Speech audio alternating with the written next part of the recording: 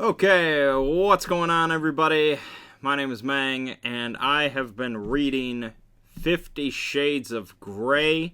I'm on the final chapter, chapter 26, and I want to read it to you, and then I will discuss my thoughts on this book. So, as a recap for what you missed, since I did read a lot of chapters on my own, you didn't miss much, I'll tell you that. You remember, that contract that I read in, that was, chapter 7 or some shit like that, where he wanted her to sign this contract, basically signing her as his submissive and him as the dominant, and so on and so forth. Well, most of the book is basically about that contract, more or less. Like, he wants her to sign that so that they can begin this, a real relationship, according to him, that he can get started, And it's her being really hesitant because she looks at it in a very negative way. She's signing her life away, and this is not what she wanted, and blah, blah, blah, blah, blah. And they sort of begin, not a normal relationship, but, a bit normal of a relationship on the side without signing the contract, with them sleeping together and him kind of breaking her in, emotionally and biblically and so on and so forth. And they both meet each other's parents and so on and so forth, and he starts buying her stuff, and she just feels really strange about all this kind of stuff going on. And so it's very feminine, with how a lot of internal conflict with how Anastasia feels about how this is going to go and how her life is changing and does she really want this and so on and so forth. And yet every time that they sleep together, she's just like, yes, this is all I want. All I want is him. This is right. This is good. But then when they're not sleeping together, she's like, I don't know. So yeah. All right. I mean, that's pretty much it. So chapter 25, I don't know. It ended with him. I don't know. I don't think she even signed the contract yet. She agreed to it at one point, but I don't know if she actually did. I have no idea. But they finally went into the red room of pain or whatever that is, and so things started there, and she's more or less happy about it. But we'll see what the final chapter brings. Let's get into it. I wake with a jolt. I think I've just fallen down some stairs in a dream, and I bolt upright, momentarily disoriented. It is dark, and I'm in Christian's bed alone. Something has woken me, some nagging thought. I glance over at the alarm clock on his bedside. It is 5 a.m, but I feel rested. Why is that?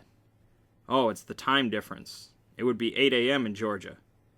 Holy crap, I need to take my pill. I clamber out of bed, grateful for whatever it is that has woken me. I can hear faint notes from the piano. Christian is playing. This I must see. I love watching him play. Naked, I grab my bathrobe from the chair and wander quietly down the corridor, slipping on my robe and listening to the magical sound of the melodic lament that's coming from the great room. Shrouded in darkness, Christian sits in a bubble of light as he plays, and his hair glints with burnished copper highlights. He looks naked, though I know he's wearing his PJ bottoms. He's concentrating, playing beautifully, lost in the melancholy of the music. I hesitate, watching from the shadows, not wanting to interrupt him. I want to hold him. He looks lost, sad even, and achingly lonely. Or maybe it's just the music that's so full of poignant sorrow. He finishes the piece, pauses for a split second, then starts to play it again. I move cautiously toward him, drawn as the moth to the flame. The idea makes me smile. He glances up at me and frowns before his gaze returns to his hands. Oh, crap. Is he pissed off that I'm disturbing him? You should be asleep, he scolds mildly. I can tell he's preoccupied with something. So should you, I retort, not quite as mildly. He glances up again, his lips twitching with a trace of a smile. Are you scolding me, Miss Steele? Yes, Mr. Gray, I am. Well, I can't sleep. He frowns once more as a trace of irritation or anger flashes across his face. With me? Surely not. I ignore his facial expression and very bravely sit down beside him on the piano stool, placing my head on his bare shoulder to watch his deft, agile fingers caress the keys. He pauses fractionally and then continues to the end of the piece. What was that? I ask softly. Chopin. Prelude Opus 28, number 4. In E minor, if you're interested, he murmurs. There's a lot of murmuring going on in this book. I think murmur might be like the most used word in the book. I harped on gaze for a while, but they kind of softened. She kind of softened on that for a while. It's really murmur throughout the whole book. She loves that word. Like, everybody's just murmuring. And when do you ever describe somebody as, oh, quit murmuring over there? Like, that's all they do in this world. I'm always interested in what you do. He turns and softly presses his lips against my hair. I didn't mean to wake you. You didn't. Play the other one. Other one? The Bach piece that you played the first night I stayed. Oh, the Marcello. He starts to play slowly and deliberately. I feel the movement of his hands and his shoulders, and as I lean against him and close my eyes, the sad, soulful notes swirl slowly and mournfully around us, echoing off the walls. It is a hauntingly beautiful piece, sadder even than the Chopin, and I lose myself to the beauty of the lament. To a certain extent, it reflects how I feel. The deep, poignant longing I have to know this extraordinary man better, to try to understand his sadness. All too soon the piece is at an end. Why do you only play such sad music? I sit upright and gaze up at him as he... Well, yeah, there's gazing, yeah, I know. As he shrugs in answer to my question, his expression wary. So you were just 6 when you started to play? I prompt. He nods, his wary look intensifying. After a moment he volunteers. I threw myself into the learning the piano to please my new mother. To fit into the perfect family? Yes, so to speak, he says evasively. Why are you awake? Don't you need to recover from yesterday's exertions? It's 8 in the morning for me, and I need to take my pill. He raises his eyebrows in surprise. Well remembered, he murmurs. See? Murmuring! I swear to God, I hate it. I hate it. And I can tell he's impressed. Only you would start a course of time-specific birth control pills in a different time zone. Perhaps you should wait half an hour and then another half hour tomorrow morning, so eventually you can take them at a reasonable time. Good plan, I breathe. So what shall we do for half an hour? I blink innocently at him. I can think of a few things. He grins salaciously. I gaze back impassively as my insides clench and melt under his knowing look. On the other hand, we could talk, I suggest quietly. His brow creases. I prefer what I have in mind. He scoops me onto his lap. You'd always rather have sex than talk, I laugh, steadying myself by holding onto his upper arms. True, especially with you. He nuzzles my hair and starts a steady trail of kisses from below my ear to my throat. Maybe on my piano, he whispers.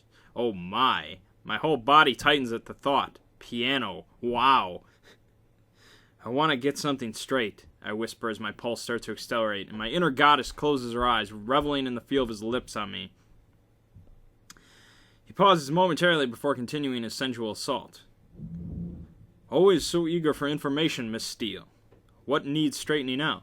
He breathes against my skin at the base of my neck, continuing his soft, gentle kisses. Us, I whisper as I close my eyes. What about us? He pauses his trail of kisses along my shoulder. The contract. He lifts his head to gaze down at me, a hint of amusement in his eyes, and sighs. He strokes his fingertips down my cheek. Well, I think the contract is moot, don't you? His voice is low and husky, his eyes soft. Moot? Moot, he smiles. I gape at him quizzically. But you were so keen. Well, that was before. Anyway, the rules aren't moot. They still stand. His expression hardens slightly. Before? Before what? Before... He pauses, and the wary expression is back. More, he shrugs. Oh. Besides, we've been in the playroom twice now, and you haven't run screaming for the hills. Do you expect me to? Nothing you do is expected, Anastasia, he says dryly. So let me be clear. You just want me to follow the rules element of the contract all the time, but not the rest of the contract? Except in the playroom. I want you to follow the spirit of the contract in the playroom. And yes, I want you to follow the rules all the time. Then I know you'll be safe, and I'll be able to have you anytime I wish. And if I break one of the rules, then I'll punish you. But won't you need my permission? Yes, I will. And if I say no? He gazes at me for a moment with a confused expression. If you say no, you will say no. I'll have to find a way to persuade you. I pull away from him and stand. I need some distance. He frowns as I stare down at him. He looks puzzled and wary again. So the punishment aspect remains. Yes, but only if you break the rules. I'll need to reread them, I say, trying to recall the detail. I'll fetch them for you. His tone is suddenly businesslike. Whoa, this has gotten seriously so quickly. He rises from the piano and walks lively to his study. My scalp prickles. Geez, I need some tea. The future of our so-called relationship is being discussed at 5:45 in the morning when he's preoccupied with something else. Is this wise? I head into the kitchen, which is still shrouded in darkness. Where are the light switches? I find them, flick them on, and pour water into the kettle. My pill! I rummage in my purse, which I left on the breakfast bar, and find them quickly. One swallow and I'm done. By the time I finish, Christian is back, sitting on one of the bar stools, watching me intently. Here you go. He pushes a typed piece of paper toward me, and I notice that he's crossed some things out. Oh, great. So we get to reread all the rules. This is basically the... Oh, man. Rules. Obedience. The submissive will obey any instructions given by the dominant immediately without hesitation or reservation and in an expeditious manner. The submissive will agree to any sexual activity deemed fit and pleasurable by the dominant, accepting those activities that are outlined in Harlem. Okay, I'll just read what he crossed out. All right, what he changed. He crossed out the food section because she had a big problem with that. She did not want him telling her what to eat, when to eat, or any bullshit like that. He crossed out the personal trainer from 4 times a week to 3 times a week because she didn't like working out that much. Okay. Yeah, so she wants to eat whatever she wants and work out less. What a catch. Blah, blah, blah, blah, blah. Okay. So the obedience thing still stands. Oh, yes. He grins. I shake my head amused, and before I realize it, I roll my eyes at him. Did you just roll your eyes at me, Anastasia? He breathes. Oh, fuck. Yeah, he's got a big problem with eye rolling, so whatever. Possibly. Depends what your reaction is. Same as always, he says, shaking his head, his eyes alight with excitement. I swallow instinctively, and a frisson of exhilaration runs through me.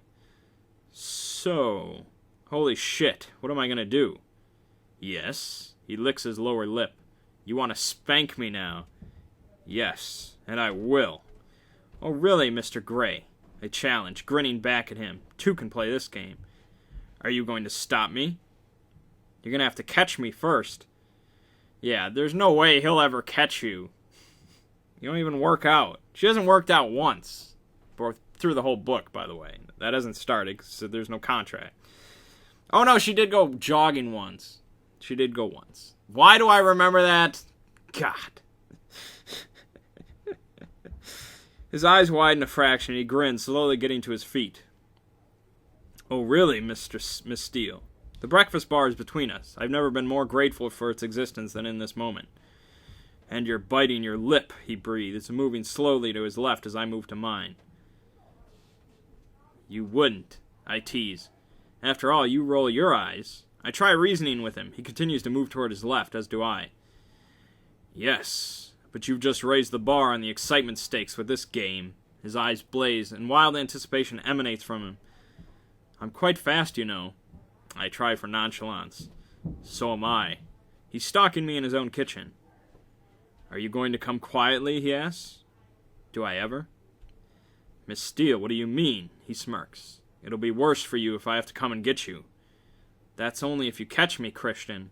And right now I have no intention of letting you catch me. Anastasia, you may fall and hurt yourself, which will put you in direct contravention of rule number 7, now 6. I've been in danger since I met you, Mr. Gray, rules or no rules. Yes, you have. He pauses, and his brow furrows. Suddenly, he lunges for me, making me squeal and run for the dining room table. I manage to escape, putting the table between us. My heart is pounding, and adrenaline is spiked through my body. Boy, this is thrilling. Like, who thinks that as they're in the middle of something like that? Like, you're just being chased, and like 3 seconds have passed, and you're like, man, this is really thrilling. I'm a child again, though that's not right. I watch him carefully as he paces deliberately toward me. I inch away. You certainly know how to distract a man, Anastasia. We aim to please, Mr. Gray. Distract you from what? Life, the universe. He waves one of his hands vaguely. You did seem very preoccupied as you were playing.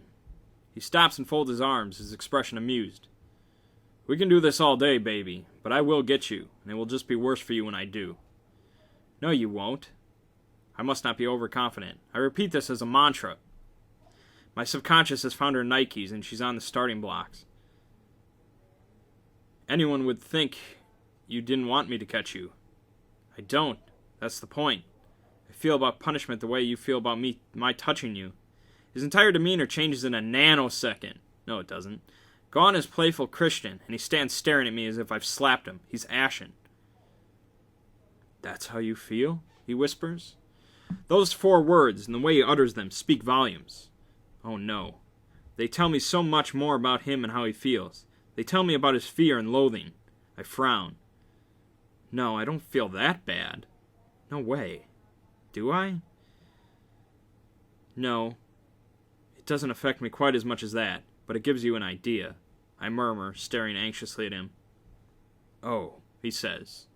Crap. He looks completely and utterly lost, like I've pulled the rug from under his feet. Taking a deep breath, I move around the table until I'm standing in front of him, gazing into his apprehensive eyes. You hate it that much, he breathes, his eyes filled with horror. Well, no, I reassure him. Geez, that's how he feels about people touching him? No, I feel ambivalent about it. I don't like it, but I don't hate it. But last night, in the playroom, I do it for you, Christian, because you need it. I don't. You didn't hurt me last night. That was in a different context, and I can rationalize that internally, and I trust you. But when you want to punish me, I worry that you'll hurt me. His eyes darken like a turbulent storm. Time moves and expands and slips away before he answers softly. I want to hurt you, but not beyond anything that you couldn't take. Fuck! Yeah, that's what it says. Why? He runs his hand through his hair and he shrugs. I just need it. He pauses, gazing at me with anguish, and he closes his eyes and shakes his head. I can't tell you, he whispers. Can't or won't? Won't. So you know why? Yes. But you won't tell me. If I do, you will run screaming from this room, and you'll never want to return. He stares at me warily. I can't risk that, Anastasia. You want me to stay. More than you know. I couldn't bear to lose you. Oh my. He gazes down at me and suddenly pulls me into his arms and he's kissing me passionately. It takes me completely by surprise, and I sense his panic and desperate need in his kiss. Don't leave me. You said you wouldn't leave me. You begged me not to leave you in your sleep. He murmurs against my lips. Oh, my nocturnal confessions. I don't want to go, and my heart clenches, turning itself inside out. This is a man in need. His fear is naked and obvious, but he's lost, somewhere in his darkness. His eyes are wide and bleak and tortured. I can soothe him, join him briefly in the darkness, and bring him into the light. Show me, I whisper. Show you? Show me how much it can hurt. What? Punish me. I want to know how bad it can get. Christian steps back away from me, completely confused. You would try? Yes. I said I would. But I have an ulterior motive. If I do this for him, maybe he'll let me touch him. He blinks. Anna, you're so confusing. I'm confused too. I'm trying to work this out. You and I will know once and for all if I can do this. If I can handle this, then maybe you... My words fail me, and his eyes widen again. He knows I'm referring to the touch thing. For a moment he looks torn, but then a steely resolve settles on his features, and he narrows his eyes, gazing at me speculatively as if weighing up alternatives. Abruptly, he clasps my arm in a firm grip and turns, leading me out of the great room, up the stairs into the playroom. Pleasure and pain, reward and punishment, his words from so long ago echo through my mind. I'll show you how bad it can be, and you can make your own mind up. He pauses by the door. Are you ready for this? I nod, my mind made up, and I'm vaguely lightheaded, faint as all the blood leaves my face. He opens the door and, still grasping my arm, grabs what looks like a belt from the rack beside the door, then leads me over to the red leather bench in the far corner of the room. Bend over the bench, he murmurs softly. Okay, I can do this. I bend over the smooth, soft leather. He's left my bathrobe on. In a quiet part of my brain, I'm vaguely surprised that he hasn't made me take it off. Holy fuck, this is gonna hurt. I know. We're here because you said yes, Anastasia. And you ran from me. I'm going to hit you 6 times, and you'll count with me. Why the hell doesn't he just get on with it? He always makes such a meal of punishing me. I roll my eyes, knowing full well he can't see me. He lifts the hem of my bathrobe, and for some reason this feels more intimate than being naked. He gently caresses my behind. Yeah, that's what they refer to it, I guess. Ass is not very sensual. Running his warm hand all over both cheeks and down to the top of my thighs. I'm doing this so that you remember not to run from me, and as exciting as it is, I never want you to run from me, he whispers. And the irony is not lost on me. I was running to avoid this. If he'd opened his arms, I'd run to him, not away from him. And you rolled your eyes at me. You know how I feel about that. Suddenly it's gone, that nervous, edgy fear in his voice. He's back from wherever he's been. I hear it in his tone and the way he places his fingers on my back, holding me, and the atmosphere in the room changes. I close my eyes, bracing myself for the blow. It comes hard, snapping across my backside, and the bite of the belt is everything I feared. I cry out involuntarily and take a huge gulp of air. Count, Anastasia, he commands. 1! I shout at him, and it sounds like an expletive. He hits me again, and the pain pulses and echoes along the line of the belt. Holy shit, that smarts. 2, I scream, and it feels so good to scream. His breathing is ragged and harsh, whereas mine is almost non-existent as I desperately scrabble around my psyche, looking for some internal strength. The belt cuts into my flesh again. 3! Tears spring unwelcome into my eyes. Geez, this is harder than I thought. So much harder than the spanking. He's not holding anything back. 4! I yell as the belt bites me again, and now the tears are streaming down my face. I don't want to cry. It angers me that I'm crying. He hits me again. 5! My voice is more of a choked, strangled sob, and in this moment I think I hate him. 1 more. I can do 1 more. My backside feels as if it's on fire. 6, I whisper, as the blistering pain cuts across me again. And I hear him drop the belt behind me, and he's pulling me into his arms, all breathless and compassionate, and I want none of him. Let go. No. And I find myself struggling out of his grasp, pushing him away, fighting him. Don't touch me, I hiss. I straighten and stare at him, and he's watching me as if I might bolt, eyes wide, bemused. I dash the tears angrily out of my eyes with the backs of my hands, glaring at him. This is what you really like? Me, like this? I use the sleeve of the bathrobe to wipe my nose. He gazes at me warily. Well, you are one fucked up son of a bitch. Whoa! Anna, he pleads, shocked. Don't you dare Anna me. You need to sort your shit out, Gray. And with that, I turn stiffly and I walk out of the playroom, closing the door quietly behind me. I clasp the door handle behind me and briefly lean back against the door. Where to go? Do I run? Do I stay? I'm so mad. Scalding tears spill down my cheeks and I brush them furiously aside. I just want to curl up and recuperate in some way. Heal my shattered faith. How could I have been so stupid? Of course it hurts. Tentatively, I rub my backside. It's sore. Where to go? Not his room. My room, or the room that will be mine. No, is mine. Was mine. This is why he wanted me to keep it. He knew I would need distance from him. I launch myself stiffly in that direction, conscious that Christian may follow me. It is still dark in the bedroom, dawn only a whisper in the skyline. I climb awkwardly into bed, careful not to sit on my aching and tender backside.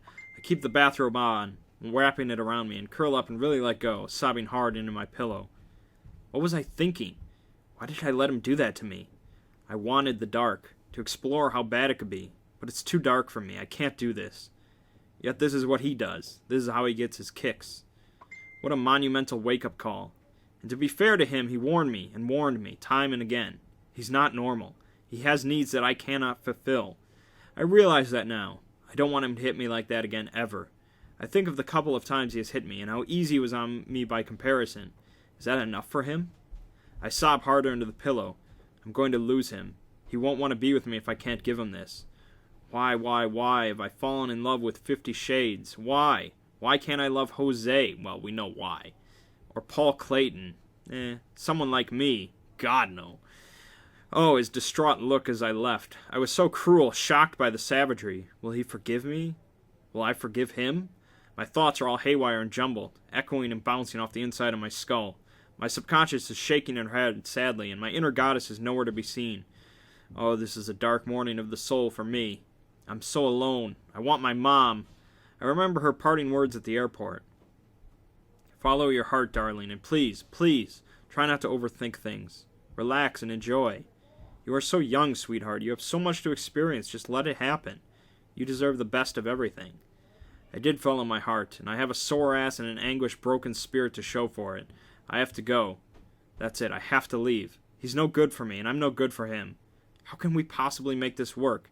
And the thought of not seeing him again practically chokes me. My 50 shades. I hear the door click open. Oh no, he's here. He puts something down on the bedside table, and the bed shifts under his weight as he climbs in behind me. Hush, he breathes, and I want to pull away from him, move to the other side of the bed, but I'm paralyzed. I cannot move and lie stiffly, not yielding at all. Don't fight me, Anna, please, he whispers. Gently he pulls me into his arms, burying his nose in my hair, kissing my neck. Don't hate me, he breathes softly against my skin, his voice achingly sad. My heart clenches anew and releases a fresh wave of silent sobbing. He continues to kiss me softly, tenderly, but I remain aloof and wary. We lie together like this, neither saying anything for ages. He just holds me, and very gradually I relax and stop crying. Dawn comes and goes, and the soft light gets brighter as morning moves on, and we lie quietly. I brought you some Advil and some arnica cream, he says, after a long while. I turn very slowly in his arms so I can face him. I'm resting my head on his arm. His eyes are flinty gray and guarded. I gaze at his beautiful face. He's giving nothing away, but he keeps his eyes on mine, hardly blinking. Oh, he is so breathtakingly good-looking. In such a short time, he's become so dear to me. Reaching up, I caress his cheek and run the tips of my fingers through his stubble. He closes his eyes and exhales. I'm sorry, I whisper. He opens his eyes and looks at me, puzzled. What for? What I said. You didn't tell me anything I didn't know, and his eyes soften with relief. I'm sorry I hurt you. I shrug. I asked for it, and now I know. I swallow. Here goes. I need to say my piece. I don't think I can be everything you want me to be, I whisper. His eyes widen and he blinks, his fearful expression returning. You are everything I want you to be. What? I don't understand. I'm not obedient, and you can be as sure as hell I'm not going to let you do that to me again. And that's what you need. You said so.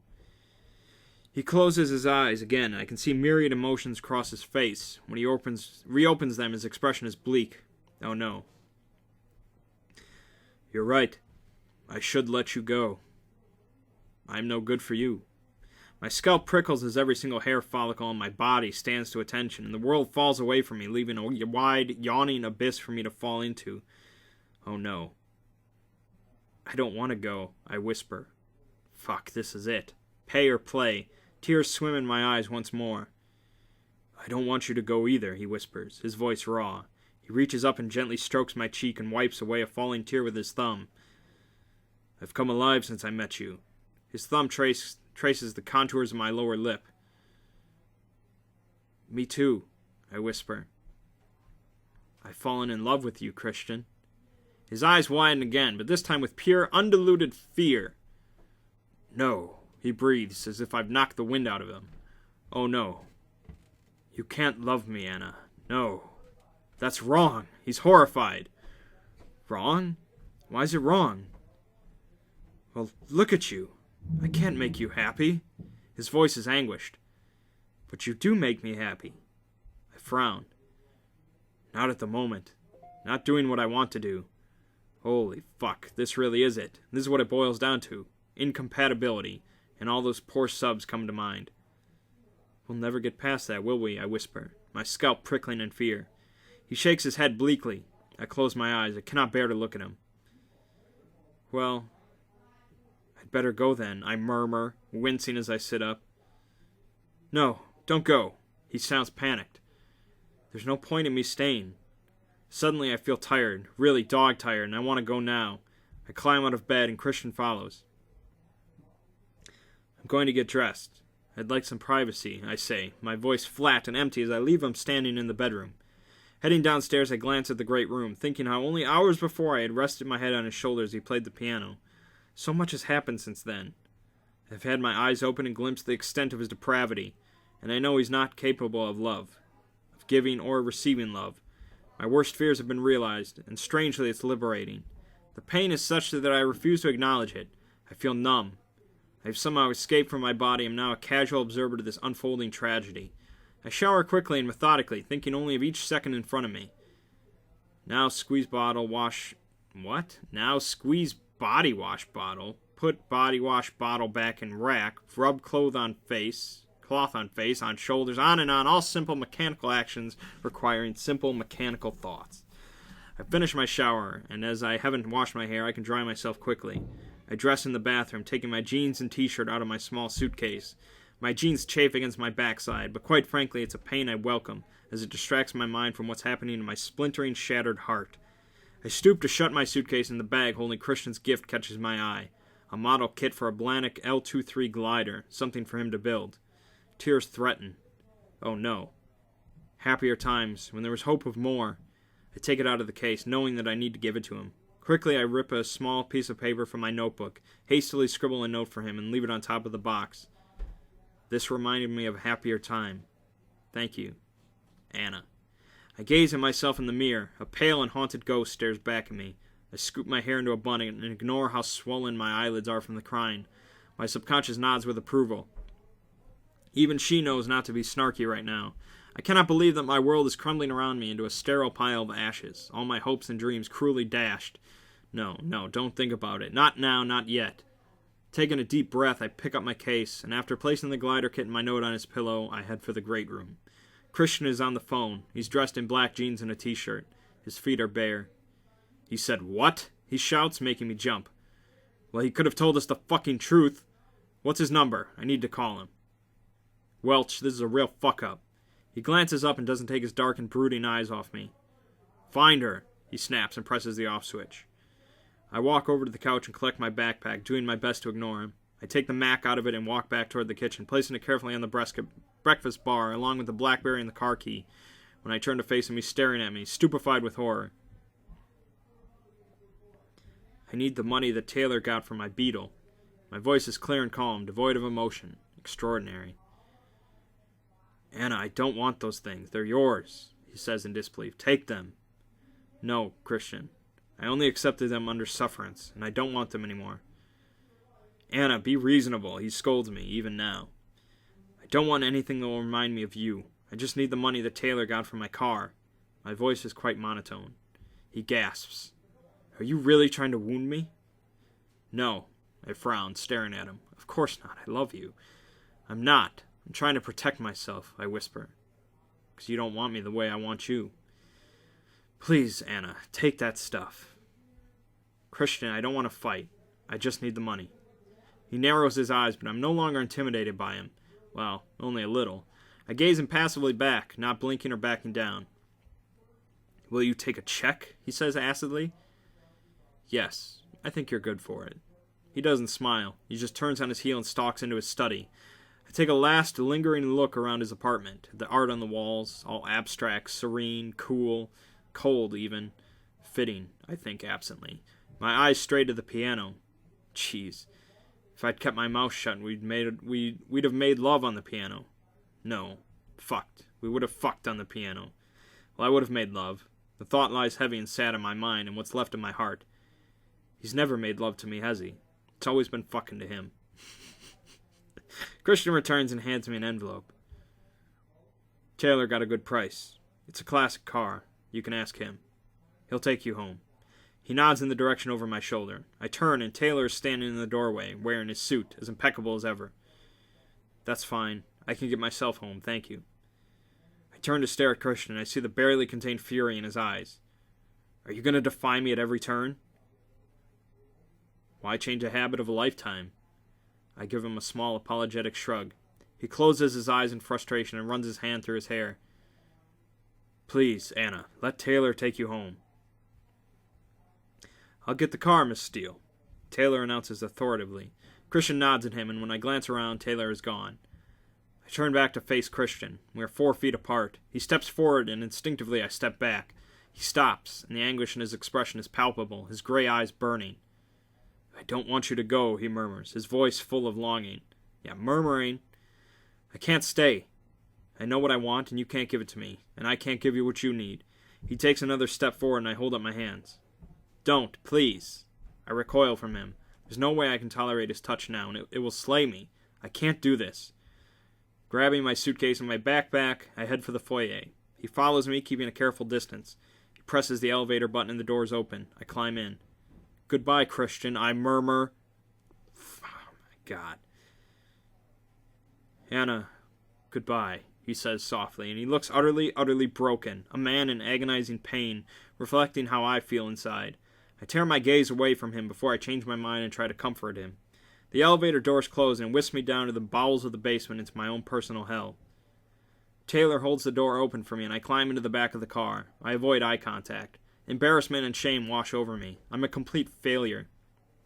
I had hoped to drag my 50 Shades into the light, but it's proved a task beyond my meager abilities. Desperately, I try to keep my emotions banked at bay. As we head out onto 4th Avenue, I stare blankly out the window, and the enormity of what I've done slowly washes over me. Shit. I've left him. The only man I've ever loved. The only man I've ever slept with. I gasp as crippling pain slices through me and the levees burst. Tears course unbidden and unwelcome down my cheeks, and I wipe them away hurriedly with my fingers, scrambling in my bag for my sunglasses. As we pause at some traffic light, Taylor holds out a linen handkerchief for me. He says nothing and doesn't look in my direction. I take it with gratitude. Thank you, I mutter, and this small discreet act of kindness is my undoing. I sit back in the luxurious leather seat and weep. The apartment is achingly empty and unfamiliar. I have not lived here long enough for it to feel like home. I head straight to my room, and there, hanging limply at the end of my bed, is a very sad, deflated helicopter balloon. Charlie Tango, looking and feeling exactly like me. I grab it angrily off my bed rail, snapping the tie and hug it to me. Oh, what have I done? I fall onto my bed, shoes and all, and howl. The pain is indescribable. Physical, mental, metaphysical. It is everywhere, seeping into the marrow of my bones. Grief. This is grief, and I've brought it on myself. Deep down, a nasty, unbidden thought comes from my inner goddess, her lips contorted in a snarl. The physical pain from the bite of a belt is nothing compared to this devastation.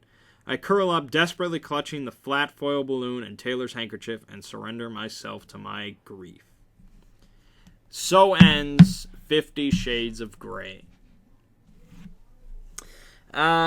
Okay, so what did I think? Well, it was shit. Sure.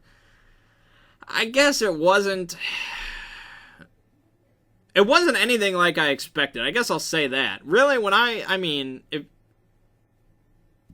you guys got to hear a portion of the book, I guess, but you didn't get to hear the main meat of the book. So I don't know what you guys assume 50 Shades is really like the whole thing of it. But I always assumed it was just fan fiction level writing, which it pretty much is, and just every page is just torrents and torrents of sex, just non-stop, just on and on and on. That's what I thought. Really not. Maybe 25 pages or something out of the 500 are sex. Most of it is just them talking, or them doing an activity that's not sexual, or just her talking with her mom or her dad or Kate, or something like that, or them going to dinner with their parents, all sorts of stuff like that. Really, there's not a whole lot of sex in the book. And then what is there, I thought it was crazy kinky stuff. Just she was going to be suspended from the ceiling, and she was going to be choked out. There was going to be scalpels. I have friends that have gone through worse stuff than this, just day-to-day life. So yeah, it wasn't as bad as I thought as far as a reading experience. I'd never read it again, obviously, but I don't regret reading the book. It's whatever. But it's not as wild as I thought either. So it was just kind of there. It exists. Yeah. I don't read a lot of fictional books as it is, so whatever. I really only did this because the movie was coming out and I thought it would be funny on camera and whatever. But yeah, I read the whole book. I want to see the movie. I hopefully I'm going to see it sometime in the near future, and I'll do like a video review of that so we can talk about that. And then apparently they're going to make sequels, so I'm going to have to read the sequels as well. So, but it's done. It's done. If you only watched these videos because you have to watch everything that I put online, then it's over for a while. There's no more 50 Shades. Yeah. All right. So my name is Mangg. The book you just finished listening to is 50 Shades of Grey by E.L. James. I'll see you fine folks around.